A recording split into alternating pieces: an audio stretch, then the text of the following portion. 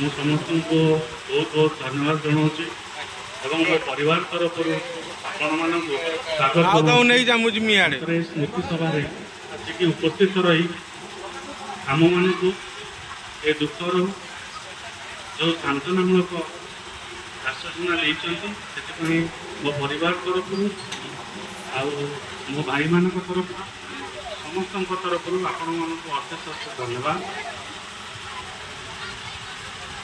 ବାପାଙ୍କ ବିଷୟରେ ମାନେ କ'ଣ କହିବି, ମାନେ ମୁଁ ବି ନିଜେ ବି ବୁଝିପାରେନି। ବାପାଙ୍କୁ ବହୁତ ଭଲ ପାଏ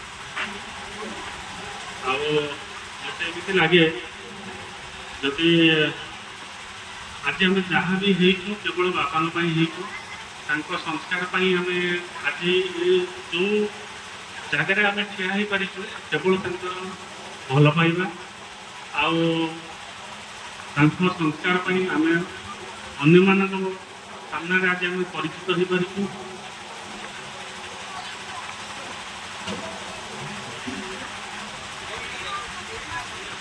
ସବୁଠୁ ବଡ଼ ଦୁଃଖ କଥା ହେଉଛି ମୁଁ ମୋ ବାପାଙ୍କୁ ମାନେ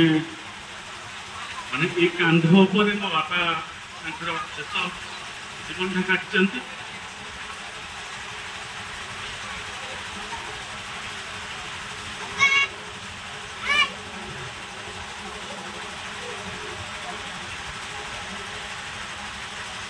ବହୁତ ବହୁତ ଧନ୍ୟବାଦ। ବାପାର ବଡ଼ ପୁଅ, ବାପା ଚାଲିଗଲା ପରେ ସେ ସବୁ ଦାୟିତ୍ୱର ସବୁର ବୋଝକୁ କାନ୍ଧରେ ବୋହିକି ଚାଲିବେ। ନିଶ୍ଚିତ ଭାବରେ ଆପଣ କେତେ ଭଲ